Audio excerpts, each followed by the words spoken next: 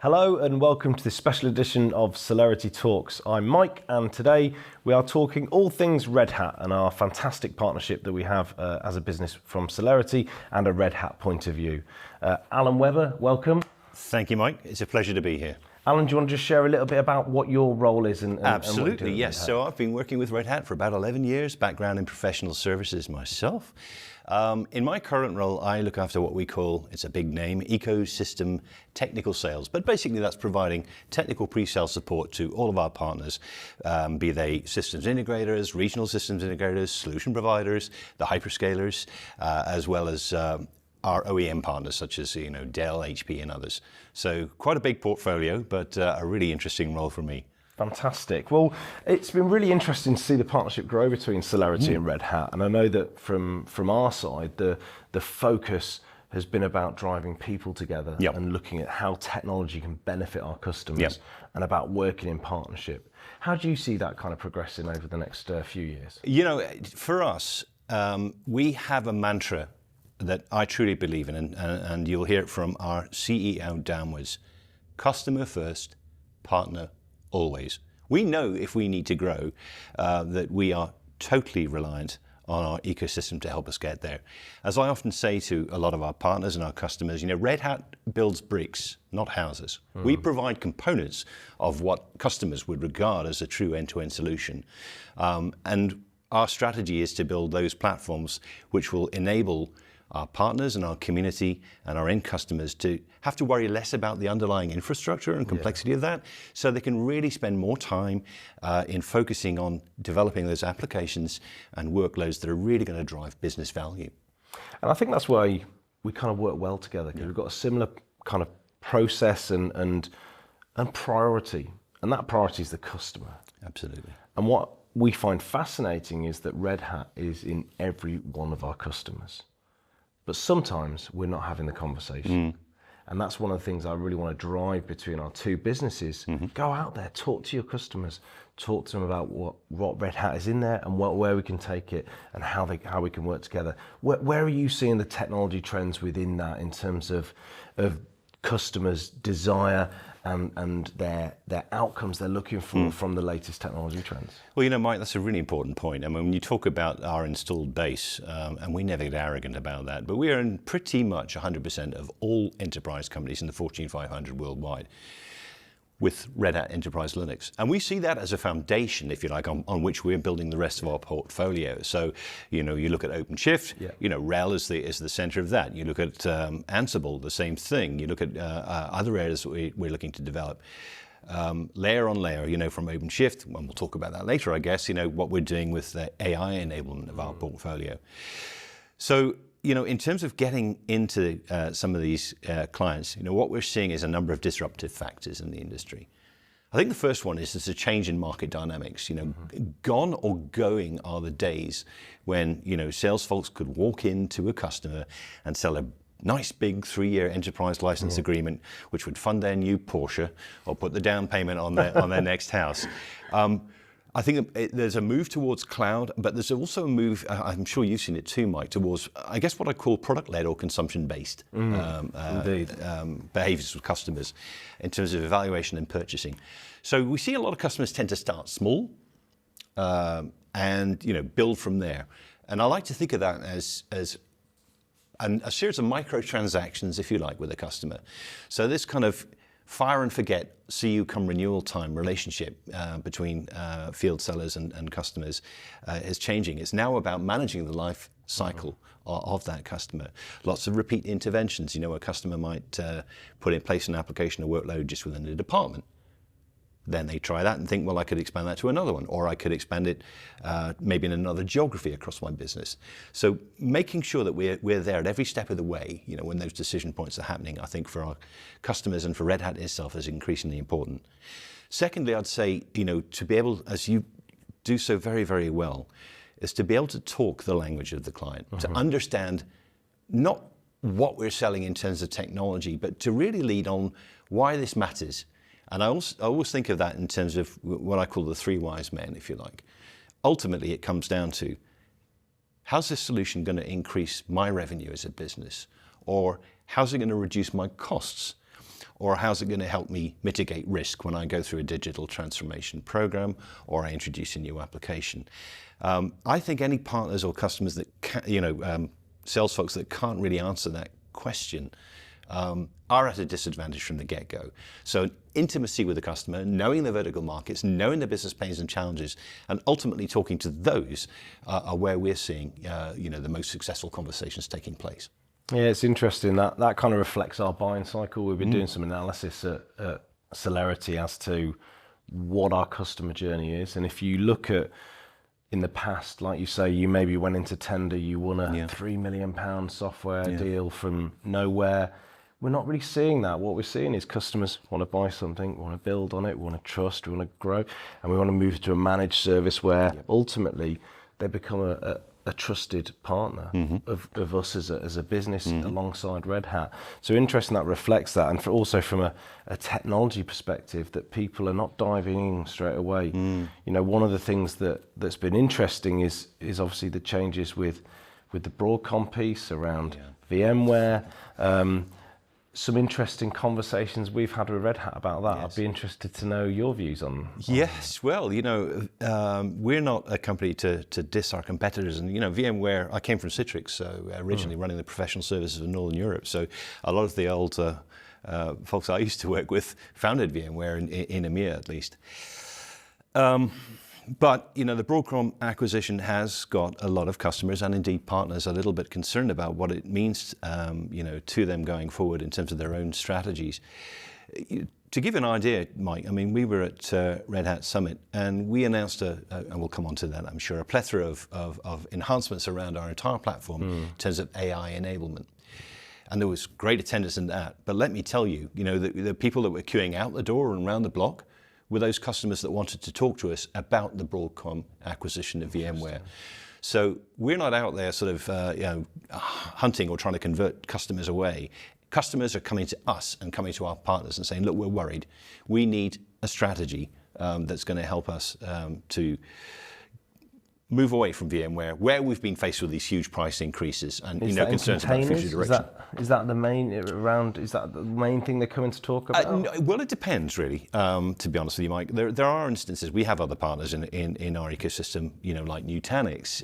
If we have customers that say, I'm on one virtualization platform, all I need is another virtualization platform right now. Other solutions exist. But increasingly what a lot of customers we're working with are seeing is they're reaching an inflection point where they can make the decision with, for example, our OpenShift virtualization product, both to move to virtualization, but also, again, talking what I was saying about bricks and houses and foundations, to lay the foundations for, maybe a hybrid cloud strategy, to move towards microservices, architectures, again, as part of that digital transformation journey. And that next layer on top of that, of course, is our AI enablement of OpenShift and other platforms. So a lot of them are thinking about AI and seeing this as a way or a point in time in which to get the foundations in place to support their longer term strategic objectives. So let's pick up on that term, because you can't talk IT without talking AI at the moment. What is the strategy, I suppose, from a Red Hat perspective, and how do you think it can benefit customers rolling that AI philosophy into your portfolio? Yeah, it's a great question, Mike. You remember a couple of years ago, ChatGPT and others just exploded all of a sudden, caught a lot of us unaware, and there was a huge amount of hype generated around AI, to the point that many of our clients were thinking, well, AI, we need to do something with AI, but what is AI? How do we define AI in our terms? So we saw a few companies sort of experimenting. This year, I think what we're seeing is a change that a lot of customers we're talking to are becoming, for want of a better turn of phrase, more intentional about their use. They're moving from playing with it in the back room to thinking about how they can actually bring into production AI applications and workloads that are going to benefit the business. But there's still a lot of open questions about how do I measure that return? Yeah. And I think a lot of customers, again, that we've spoken to in the past have found, going straight into the cloud, developing AI there, when you come to training models, for example, suddenly gets very expensive very quickly. So what we've been hearing is a lot of customers looking to kind of boomerang back And when you think about what AI is, if it's about strategic differentiation and intellectual property, combining data into intelligence and information to help these organizations deliver their services better against the competition, we're also hearing that there's a large cadre of customers that are saying, I want to keep this stuff in-house, thank you very much. So given that, we've been focusing on, again, very similar to our previous messaging, how do we take the complexity away from the infrastructure just to enable AI developers, to simply train and prototype and deliver AI applications and workloads into the field. So we've been partnering right away from the core up, and I mean core literally, in terms of Intel, with the relationships that we've got with Gaudi 3 that we recently announced at Summit there, GPU, as well as NVIDIA and other big partners, integrating our systems on top of that. But also providing, I think you may have heard about Granite, the IBM large language model that we have actually open source now, and what we're calling Instruct Lab, which is another open source project to what we call democratize AI. So data scientists, getting hold of them, tricky. Instruct Lab aims to make it as simple so that you and I can actually create an AI application. In fact, we had our Vice President of HR at Summit join one of our labs and create a very simple AI application. No need to have specific skills in coding. So we can develop it on a laptop or on a server on-prem. You can train and test it on-prem, and then with OpenShift, you can containerize it, you can build out to scale those applications and workloads, all the while being able to sort of control and manage the cost, whichever platform you choose to run it on. And that kind of really sits with your philosophy, doesn't it, around the open source? And absolutely, that's at the core of what Red Hat has always been about. It's interesting when we're talking to our customers or prospects. One of the areas when we're talking around AI is the ability to manage multi-vendors. Use the word partnership there, and we're seeing that AI is probably driving technology partnerships further than any other type of technology trend, because you can't do it with one particular vendor or one particular manufacturer or partner. Actually, what customers want is a combination of expertise and taking the best bits from everywhere to deliver the outcomes. 100% right, Mike. And we're thinking about, there's a lot of disruption and change in market dynamics. I think the smarter partners like yourself are seeing this, right? And when you think about how do I modify my portfolio, how do I keep up with these changing market dynamics? Arguably one could say infrastructure is becoming simpler, right? I mean, we've got things like our Arrow and ROSA managed services, full managed services for infrastructure available on the major cloud providers. We've got OpenShift, which allows portability of that. And again, I was saying concentrating on applications and workloads. So, partners that are aware of this, as well as what we were saying about consumption, are recognizing the need to come together within an ecosystem to identify partners that are able to together build an end-to-end solution in terms of reference for the customer, rather than perhaps Red Hat or indeed an individual partner. And there are three areas, I think, for strategic growth. Classically, build, partner, buy. And what's been great to see, with Celerity is obviously with the acquisition of Chile IT. You're looking at extending your reach there. So there's buy. Build. What we've seen in terms of your levels of accreditation and certification is you are, amongst the top dogs I think we might be the top partner. If not the. Maybe, but don't take that as there could be someone snapping at your heels.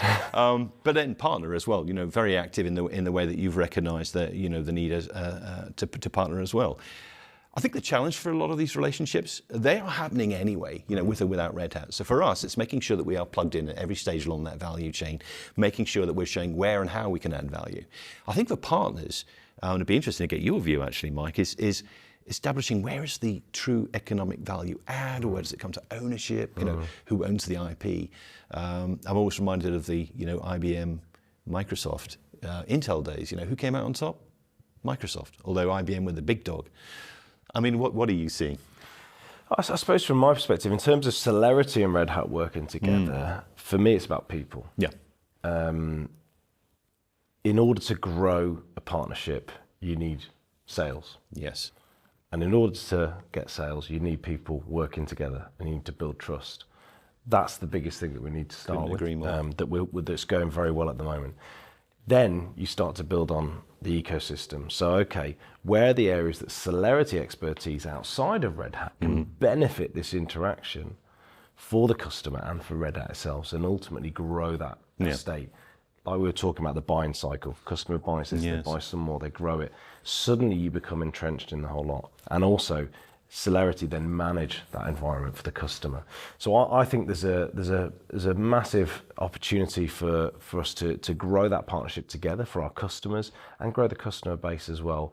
Also, there may be more acquisitions to come in the future.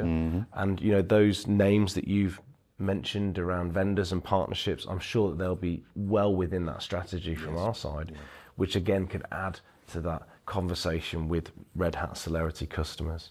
Well, thank you, Alan, for joining us today. I suppose, from my side, it's been an absolute pleasure talking to you. Likewise, mate. Any closing remarks you'd like to say at all? Yeah, I mean, I just want to reiterate our strategy. The core of our strategy is partners. We know that's how we need to scale. And again, we talked about that change in market dynamics, didn't we? How customers are evaluating and purchasing technology components, I'll call it.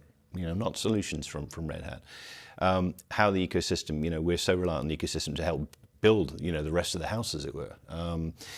So for us, making sure that we are providing an environment where partners feel supported, where they can continue to invest in Red Hat, where they can, it's worth their while in a business perspective as well, because we know that partners as well as customers always have a choice. It's really important to us. So I think we can and should do more, maybe to help become the catalyst to help some of these partnerships coalesce. Although, you've got large distributors that you're working with that again are another point where these partners can be brought together. I think to win in this environment, partnership, not just with Red Hat, but with other partners that provide additional value add, is going to be key. Some partners get it, some partners don't. And the partners that get it will be the partners that win ultimately.